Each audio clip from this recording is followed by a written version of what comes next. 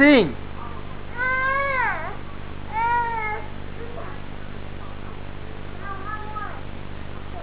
Sim. Gabriel.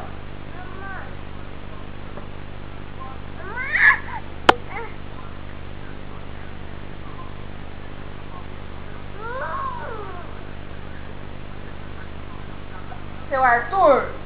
Parecendo o Arthur, não tá? Não. Ah, moleque, vai crescer. Cagão. Zé Ruela.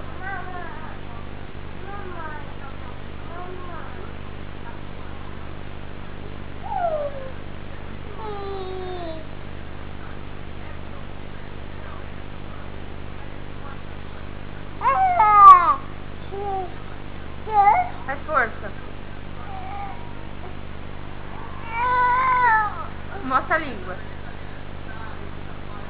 Mostra o dedo. Não, o dedo não pode. Cadê a Manda orelha? ver. Cadê a orelha? Cadê a orelha? Cadê seu olho? Seu olho.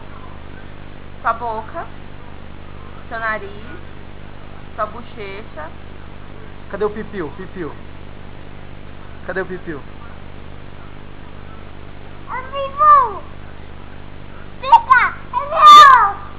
Porra! Não pode. Poia! Não, eu não quero. Cagão! Não pode falar essas coisas. Gente, não é uma coisa bonita. Cagão! Ursinho. Ah, ursinho, cara!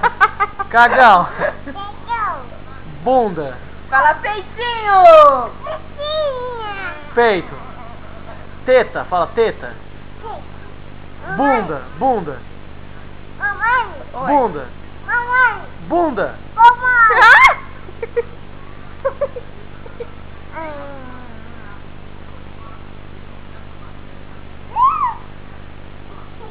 Xana! Para, Daniel. Oxe. Fala, Gabriel! Ô, Gabriel, fala, Xana! Como que eu vou pôr uns negócios desses na televisão pros outros ver? O que tem? Oxi! Falando chance. O moleque é macho, velho, oxi! Daí que ele é macho. Agora, se fosse uma menina, ia falar assim. Não, aí não, ia falar nem fudendo.